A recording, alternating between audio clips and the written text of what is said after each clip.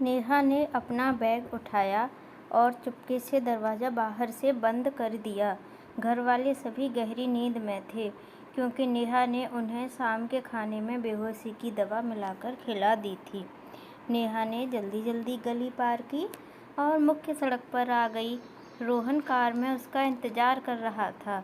नेहा रोहन की कार को पहचानती थी, इसलिए जल्दी से गाड़ी में बैठ गई। रोहन ने नेहा से बैग लिया और गाड़ी को तेज गति से दौड़ा दिया। नेहा रोहन के साथ बातों में इतनी व्यस्त थी कि उसने ये भी नहीं देखा कि कार कहाँ जा रही है। लगभग 2 घंटे के सफ़र के बाद रोहन ने गाड़ी को जंगल की तरफ मोड़ दिया। ये देखकर नेहा हैरान हो गई। तब रोहन ने उसे बताया कि वो अपने दोस्त के बुआ के फार्म हाउस पर जा रहे हैं, जिससे कि अगर उनके घर वाले उन्हें ढूंढें तो वो उन्हें नहीं मिलें। नेहा सुनकर खुश हो गई। अपनी आने वाली ज़िंदगी के बारे में सोचकर वह बहुत उत्साहित थी। कुछ देर बाद दोनों एक फार्म हाउस पर पहुँचे। वहाँ पर हल्की सी लाइट जली हुई थी, जिससे कि वो दूर से किसी को दिखाई न दे। रोहन ने गाड़ी फार्म हाउस के दरवाजे पर रोकी और नेहा को साथ लेकर अंदर जाने लगा। नेहा ने उससे कहा कि वह बैग अपने साथ ले ले, उसमें नेहा की माँ की ज्वेलरी और पैसे भी हैं।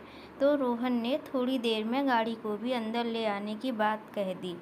दोनों अंदर पहुँचे तो देखा सामने सोफे पर एक 40-45 साल का अधेड़ व्यक्ति बैठा हुआ था और उसके सामने मेज पर शराब भी रखी थी। रोहन ने उसका अभिवादन किया और कहा कि वह माल ले आया है और अब उसे उसका माल चाहिए। ये सुनकर नेहा चौंक गई। उसकी कुछ भी समझ में नहीं आ रहा था। उसने रोहन से कहा कि ये सब क्या है, तो रोहन ने उसे बताया कि तुझे यहाँ 2 लाख रुपए में बेच दिया गया है और अब तू यहीं रहेगी और इस फार्म हाउस पर आने वाले हर मेहमान को खुश करेगी।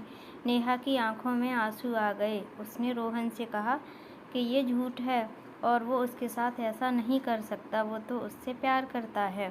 प्यार तो तेरे माँ बाप भी तुझसे करते थे, मगर तू तो उनके घर चोरी करके और उनकी इज्जत नीलाम करके भाग आई। तेरे जैसी लड़कियां भरोसे के काबिल नहीं होती। अब तू यहाँ एक कॉल गर्ल बनकर रहेगी। कहते हुए रोहन ने नेहा को धक्का मारकर गिरा दिया। नेहा जब तक उठती तब तक रोहन अधेड़ व्यक्ति से पैसा लेकर उसका सौदा करके दरवाजे से बाहर निकल चुका था और अब फार्म हाउस का दरवाज़ा बंद हो चुका था। रोती हुई नेहा उस पल को कोस रही थी जब वो माँ के गहने और पापा के पैसे लेकर घर से निकली थी।